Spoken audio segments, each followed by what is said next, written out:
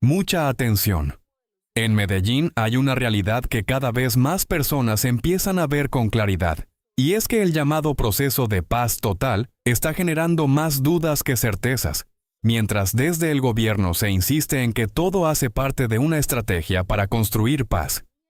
Crecen las críticas, las contradicciones y las decisiones que parecen no tener sentido. Órdenes de captura que se levantan y se vuelven a activar. Versiones que no coinciden. Y una ciudadanía que empieza a preguntarse qué es lo que realmente está pasando. Hoy el foco está sobre Isabel Zuleta, una de las principales voces de este proceso. Sus declaraciones, sus justificaciones y su postura han encendido el debate, pero también han dejado muchas preguntas en el aire. ¿Se está protegiendo un proceso legítimo? ¿O se están maquillando errores graves? En este video vamos a analizarlo sin rodeos, con hechos, contexto y una mirada crítica que muchos no están mostrando. La jefe de la delegación del gobierno con la paz urbana en Medellín es la senadora Isabel Zuleta. Pues, ¿qué ha dicho la fiscal? Que fue desinformada, no acusa a nadie o no da ninguna intención de la desinformación, pero por cuenta de esa desinformación no le advirtieron quiénes eran las personas de las que estaban solicitándose levantar las órdenes de captura. Por lo anterior, todos los que están detenidos quedan con su orden de captura vigente, es decir, revocó la decisión que había tomado. Senadora Zuleta, gracias por atendernos, buenos días. ¿Y qué opina usted de este anuncio que acaba de hacer aquí en Caracol la fiscal? Buenos días, Julio, y para la mesa de trabajo y los oyentes. Bueno, ha habido una discusión casi sobre lo que pudiera parecer el absurdo, capturar a una persona capturada. Pero es la realidad que se vive en Medellín. Jueces de la República ordenan, dan órdenes de captura para personas privadas de la libertad. Es cierto que eso no debería suceder, porque si ya están capturadas, pues ¿para qué se les da una orden de captura? Parece un asunto ilógico. Es la realidad y por eso la Delegación de Paz hizo la solicitud de los 23, los 7 en libertad, que no, como dijo el señor Andrés Julián Rendón y ratificó Federico Gutiérrez, se les iba a dar la libertad. No, ellos obtuvieron la libertad por el cumplimiento de penas y un juez de la República les otorgó la libertad a esas 7 personas que hoy son voceros, que no han podido acercarse, continuar en el proceso de paz por la persecución política, la persecución judicial y la persecución mediática que se vive en contra del proceso de paz. Entonces, lo que tengo que decir es que esto es una discusión necesaria y que se le acaba de caer con el cambio de la señora fiscal, que no compartimos, pero entendemos, en el cambio de la resolución que revoca parcialmente la anterior, se le acaba de caer la acción de nulidad al señor gobernador de Antioquia, que ayer en espectáculo público dijo en Bogotá que la radicaba. La radicación de la acción de nulidad de la resolución ya carece de sustento,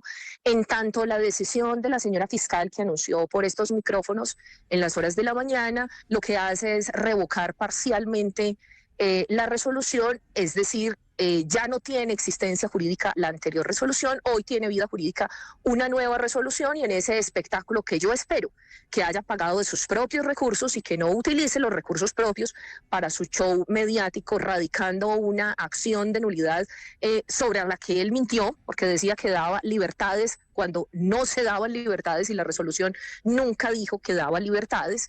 ¿Qué espectáculo? Pues simplemente le aclare a la ciudadanía lo que tratan de hacer los enemigos de la paz urbana, el señor gobernador y el señor Federico Gutiérrez, alcalde de Medellín. La tensión en Medellín llegó a otro nivel, y esta vez el choque es directo entre el gobierno y los líderes de Antioquia. Mientras Andrés Julián Rendón y Federico Gutiérrez avanzan con recursos legales para frenar decisiones alrededor de la paz urbana, Isabel Zuleta salió al frente con una respuesta contundente. Asegura que esas acciones no tienen sustento jurídico y que todo se trata de un show político para atacar el proceso. Pero aquí es donde todo se vuelve más polémico. ¿Realmente esos recursos carecen de validez, como ella afirma? ¿O estamos viendo un intento por deslegitimar cualquier oposición? Zuleta habla de mentiras, de manipulación y de intereses electorales, mientras desde Antioquia insisten en que están defendiendo la legalidad y la seguridad de la ciudad. Dos versiones completamente opuestas, y en el centro, una verdad que muchos están tratando de ocultar. Hoy vamos a desmenuzar este enfrentamiento paso a paso, porque aquí no solo está en juego un proceso, está en juego la credibilidad de quienes lo defienden. Senadora, la fiscal insistió aquí en Caracol Radio que a ella no le informaron que algunas de estas personas por las que se estaba haciendo la solicitud de revocar pues esta medida ya estaban en la cárcel y que no había claridad sobre ello. ¿Qué objetivo tenía? Primero, no informarle a la fiscal que había personas detenidas y que estaban pagando condena y que de alguna manera pues no tiene ningún objetivo levantar órdenes de captura frente a una persona que está capturada. ¿Cuál era el objetivo de levantar esas órdenes de captura a esas otras 16 personas? Tiene razón la señora fiscal en el sentido de que parece ilógico pedir que se levanten órdenes de captura para quienes ya están capturados, pero es la realidad ante la persecución judicial, la persecución política y la persecución mediática que viven el proceso de paz urbana en Medellín. ¿Eso por qué? Porque sí existen hoy jueces que han dado órdenes de captura a ya capturados. Eso es una realidad absurda, sí, pero son los jueces de la República los que han dado los que han tomado esas decisiones en contra de personas privadas de la libertad, que son voceros de las estructuras que hacen parte del proceso de paz. Una realidad que nosotros tampoco entendemos. Nosotros no entendemos por qué se presentan esas situaciones, con el fin de qué, de acorralarlos, de perseguirlos, de decirles que no estén en este proceso. ¿Cuál es el objetivo real de esa persecución que se está viviendo en contra del proceso de paz? Es una realidad y por eso nosotros elevamos la solicitud. Claro, imagínense ustedes que nosotros le tengamos que decir a la Fiscalía los detalles de cada uno de ellos. No, nosotros sacamos el listado mediante las potestades que tiene el señor presidente de decir, es con estas personas que estamos realizando el acercamiento de paz, que hoy estamos superando la fase de conversación sociojurídica y estamos en una fase de irreversibilidad, es decir, en un estado avanzado del proceso. Son estas personas las que necesitan garantías. Es el ente acusador, es la Fiscalía la que debe conocer el detalle de cada uno de ellos. No nosotros no sabemos si ellos tienen las órdenes de captura o no. Lo conocemos porque ellos mismos nos lo mencionan en el marco del proceso, pero no porque nosotros tengamos potestades al interior de la Fiscalía. Respetamos profundamente la decisión de la señora fiscal, no la compartimos porque es una realidad que se vive aquí, pero lo que sí es cierto es que la solicitud que hizo la Delegación de Paz fue buscando garantías para este proceso que tiene persecución todo el tiempo y que ha sido muy difícil sacarlo adelante con esa persecución que vivimos aquí en Medellín y en el Valle de Aburrá. Senadora, hemos escuchado a los empresarios, directivos, a la comunidad. Ahora en la línea abierta ha participado mucha gente hablando de la incidencia que podría tener alias Perica, alias Naranjo, alias el abogado, alias Clemente, alias Mundo Malo, alias Albert y especialmente alias Montañero, que también avanzan procesos investigativos presuntamente por delitos cometidos por él. ¿Qué decirle a la comunidad, a la gente, a los empresarios sobre esas personas que ya están en libertad y que la gente tiene temor que podrían volver a tener algún tipo de incidencia en actos delictivos en la ciudad, en la región, en el país y en el extranjero?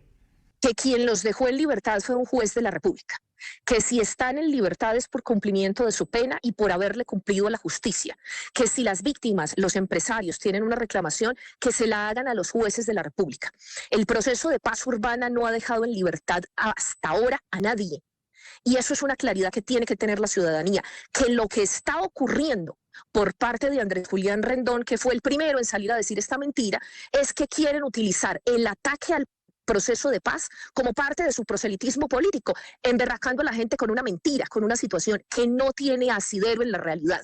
Nosotros no hemos solicitado la libertad de nadie, este proceso va paso a paso. Hoy estamos cerrando la fase de conversación con hechos de paz concretos, medibles en el tiempo y territorialmente establecidos, que quienes están utilizando y haciendo proselitismo político para atacar la paz, lo que están es preocupados de que esos votos de la derecha no salgan emberracados el próximo 31 de mayo a votar por su candidato. Eso es lo que nosotros consideramos, que realmente es un uso político emberracando a la gente con una mentira. Aquí no se dio libertad. Esas personas que tienen esa angustia deben dirigirse a la justicia, porque son esos jueces de la República los que le dieron libertad por cumplimiento de penas. Nosotros lo que estamos diciendo es hagamos un acercamiento a esas personas que salieron en libertad, denle las garantías de conversar, pero no se suspende la acción judicial, no se suspenden las investigaciones que haya sobre ellos. La solicitud que nosotros hicimos no tiene nada que ver con el proceso judicial, que en caso de que existan órdenes de captura no se ejecuten, pero las órdenes se pueden seguir emitiendo hasta que se sienten a conversar con nosotros, porque hasta este momento con ninguno de los que que ha recuperado su libertad por medio de un juez de la República, no por el proceso de paz, se ha querido acercar porque si se sienta con esta delegación satanizada por el señor Federico Gutiérrez, perseguida por Andrés Julián Rendón, la delegación de gobierno, pues no, ellos sienten que ya los van a capturar precisamente por sentarse a dialogar, que los capturen por sus delitos, pero no por conversar de paz, pero no por dialogar porque es un derecho a la paz. En Medellín se está planteando una idea que suena bien en el discurso, pero que en la práctica genera una profunda preocupación: sentar a estructuras criminales a negociar en nombre de la paz. Isabel Zuleta insiste en que se trata de dar garantías para dialogar, que es necesario para avanzar, que es parte de una estrategia. Pero aquí es donde muchos líderes de la ciudad, como el gobernador Andrés Julián Rendón y el alcalde Federico Gutiérrez, han sido claros. Esto no es tan simple como lo quieren mostrar. Porque cuando el Estado empieza a flexibilizar medidas frente a delincuentes, el mensaje que se envía puede ser peligroso. ¿Qué se le dice a la ciudadanía que cumple la ley? ¿Qué se le dice a las víctimas? Negociar puede sonar a solución, pero también puede convertirse en un incentivo equivocado si no hay límites claros. Y ese es el punto central del debate. Aquí no se trata de oponerse a la paz. Se trata de preguntarse, ¿a qué costo? Hoy vamos a analizar por qué cada vez más voces en Medellín advierten que este camino podría abrir una puerta difícil de cerrar. Senadora, es que además de las críticas que han hecho los dos personajes públicos que usted ha mencionado, el gobernador Rendón y el alcalde Federico Gutiérrez, también hace unas horas, específicamente cuando Daniel Coronel le preguntó a Roy Barreras, que hasta donde yo entiendo sigue siendo parte del movimiento, o fue parte del gobierno hasta hace no mucho, contestó que sí, que esas personas seguramente iban a salir de donde sea que estuvieran para conseguirle votos al gobierno. O sea, esa es una crítica que viene desde adentro. No, eso fue una mentira. Él seguramente quiere congraciarse con Paloma Valencia. Él seguramente quiere acercarse a la derecha porque ya está lo suficientemente lejos de la izquierda. ¿Y congraciarse con quién? Con comprarle su mentira. ¿Pero salir de dónde? ¿Salir bajo qué situación? ¿De qué están hablando quienes están mintiendo? Aquí nosotros no hablamos de salir ni de la libertad. Estamos hablando de una medida que quedó claramente establecida en la resolución y en la petición. ¿Qué estábamos hablando? Garantías para conversar, nada más. Si el señor Roy Barreras tiene pruebas, así como Andrés Julián, así como Federico Gutiérrez, tienen pruebas de que ellos supuestamente siguen cometiendo delitos, que la lleven ante los jueces de la República, que la lleven ante quienes tienen la acción judicial, que la lleven ante los fiscales y presenten esas pruebas, supuestamente de que están participando en política, que presenten las pruebas ante los organismos pertinentes, pero no sencillamente que hagan espectáculo para atacar la paz, para que sea difícil. ¿Por qué no hablan de lo que está pasando en la Toscana? ¿Por qué no hablan de que no hay reconocimiento de las víctimas urbanas? ¿Por qué no hablan del programa Barrios de Paz que promueve la formalización de los barrios y la territorialización de la paz? ¿Por qué no concentrarnos en los hechos puntuales que podrían avanzar en esta ciudad tan adolorida durante tantas épocas, durante tantas décadas, con situaciones tan difíciles como las que vivimos? Ver a jovencitos enfusilados nos aterra. Hay que trabajar sobre eso. ¿Qué pasó? ¿Cuál fue la situación que originó semejante situación en la Toscana? Claro que nos angustia. Eso es lo que estamos diciendo. Hablemos de los hechos concretos. Senadora, pero no, ahí en esa Federico misma se línea dedica a atacar, así como el señor candidato, para hacer proselitismo político, porque a eso fue que salieron, a mentir para hacer proselitismo político. Son ellos que nos acusan a nosotros, pero son ellos los que están haciendo proselitismo político, y si no, que fue el espectáculo de erradicar la acción de nulidad el día de ayer en Bogotá. Proselitismo político, ya la acción de nulidad no tiene ningún asidero jurídico. Senadora, usted dice que estamos ya entrando en una fase de irreversibilidad, pero al final cuando uno consulta los documentos de la Consejería de Paz no se tiene claridad exactamente qué se está pactando con ellos. Todos los documentos se dice que son de carácter reservado y para avanzar en esos diálogos de paz pues deben haber unos gestos. Y quisiera que usted nos aclare exactamente qué es lo que ellos están proponiendo, porque hace tan solo unos meses a usted, Carlos Pesebre, se le iba a bajar de la negociación. ¿Usted escuchó la rueda de prensa que realizaron? Sí, señora senadora, pero vuelvo y le digo, no hay claridad. Carlos Pesebre no renunció. Todos los procesos pero de vimos paz un comunicado en donde él decía que no iba a seguir participando como representante. Claro, pero es que le estoy diciendo lo que había pasado hace unos meses y justo usted se vio con él un fin de semana, y al otro día cambió de opinión. Exactamente qué fue lo que usted le prometió para que él siguiera comprometido con la paz. No, yo no prometo nada. Estos de paz son unilaterales, son por parte de los voceros. Lo que nosotros hacemos son acuerdos públicos. Todos los comunicados se firman, como lo hicimos el día de hoy, con los 5 puntos sobre los que estamos trabajando como hechos de irreversibilidad concretos. 5 puntos sobre los que estamos construyendo los capítulos que va a tener el acuerdo de paz condicionado. El primer capítulo es sobre víctimas y memoria. Es un capítulo que promueve el reconocimiento de las víctimas urbanas, porque Colombia necesita entender que no solamente hay víctimas en la ruralidad, sino que aquí en las ciudades se producen hechos victimizantes. Es el primer capítulo, porque las víctimas son la centralidad de todo proceso de paz. En ese capítulo venimos trabajando. El segundo capítulo, un programa social para la reinserción, la posibilidad de que haya reincorporación a la vida civil de quienes hacen parte de las estructuras. Ese programa social es otro capítulo que tiene que quedar en el acuerdo de paz condicionado. ¿Por qué condicionado? Porque el último capítulo, que es el tránsito al Estado Social de Derecho de quienes se sometan a la justicia, depende del Congreso de la República, que ya van más de 2 ocasiones en los que nuestro gobierno presenta la ley de sometimiento y no es ni siquiera puesta en consideración. No ha habido un solo debate en el Congreso de la República, en las comisiones primeras del Senado y la comisión primera de la Cámara, de una ley de sometimiento que fue una orden de la Corte Constitucional. Sin embargo, nosotros lo que queremos avanzar es en estos capítulos. Otro de los capítulos, el tránsito de economías ilícitas. Tenemos que hablar de las economías ilícitas, que no solamente son la extorsión, son muchos otros tipos de economías ilícitas que suceden aquí en la ciudad. Tenemos un capítulo específico sobre el tema de economías ilícitas que debe quedar en el acuerdo de paz condicionado. El único capítulo que no podemos tratar porque le corresponde a la decisión del legislativo es el tránsito al Estado Social de Derecho, es decir, el desmantelamiento de las estructuras. Pero los demás capítulos que tienen que ver con la territorialización de la paz, con las acciones de paz, sí los podemos tratar como gobierno. Esperamos que antes del cierre del gobierno del presidente Gustavo Petro tengamos firmado un acuerdo de paz condicionado y que el Congreso haga su tarea, la que le ordenó la Corte Constitucional. Al final de todo este debate, lo que realmente queda sobre la mesa no es solo una diferencia de opiniones entre líderes políticos, es una preocupación real que está creciendo en Medellín y en todo el país. Porque aquí no estamos hablando de cualquier tema. Estamos hablando de seguridad, de justicia, de víctimas y del rumbo que está tomando una ciudad que ya ha pagado un precio muy alto a lo largo de su historia. Isabel Zuleta ha sido clara en su postura. Insiste en que este proceso busca generar condiciones para que estructuras criminales se sienten a dialogar, que sin esas garantías no hay posibilidad de avanzar y que todo hace parte de una estrategia de paz urbana. Ese es su argumento, y para algunos puede tener sentido.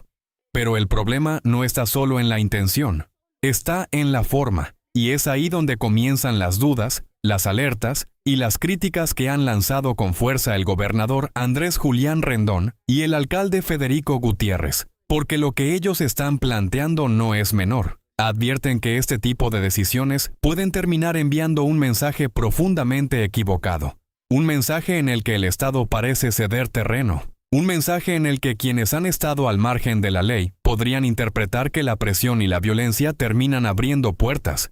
Y un mensaje en el que la ciudadanía, esa que cumple las normas todos los días, empieza a sentirse desprotegida. Porque seamos claros, la paz no puede construirse generando incertidumbre. No puede avanzar si la gente siente que las reglas cambian dependiendo del actor que esté sentado en la mesa. Y aquí hay algo aún más delicado. Las víctimas. ¿Dónde quedan las víctimas en medio de todo esto? ¿Dónde queda la confianza de quienes han sufrido directamente las consecuencias de estas estructuras? Porque si el proceso no logra transmitir claridad, firmeza y límites bien definidos, el riesgo no es solo político, es social. Es el riesgo de normalizar lo inaceptable. Es el riesgo de que la línea entre justicia y negociación se vuelva cada vez más difusa. Y eso es precisamente lo que hoy está encendiendo el debate. Aquí nadie está diciendo que la paz no sea necesaria. Todo lo contrario. Medellín necesita avanzar, necesita cerrar ciclos, necesita construir futuro. Pero la gran pregunta es, ¿cómo se está haciendo? Porque no cualquier camino lleva a una paz verdadera. Una paz real exige coherencia, exige transparencia, exige que las decisiones se expliquen de frente, sin contradicciones, sin vacíos, sin improvisaciones. Y sobre todo, exige que el Estado no pierda su posición de autoridad. Porque cuando el Estado duda, cuando el Estado envía señales confusas, cuando el Estado parece retroceder, Quienes avanzan no son precisamente los ciudadanos. Por eso este no es un debate menor. No es una pelea política más. Es una discusión sobre los límites, sobre hasta dónde se puede llegar en nombre de la paz, sobre qué se puede negociar y qué definitivamente no. Y lo más importante, sobre qué tipo de mensaje se le está enviando a toda una sociedad. Hoy Medellín está mirando, analizando y cuestionando. Y eso es válido, porque después de todo lo vivido, esta ciudad aprendió algo muy claro. No basta con hablar de paz. Hay que hacerla bien. El debate sigue abierto, pero hay algo que no se puede ignorar.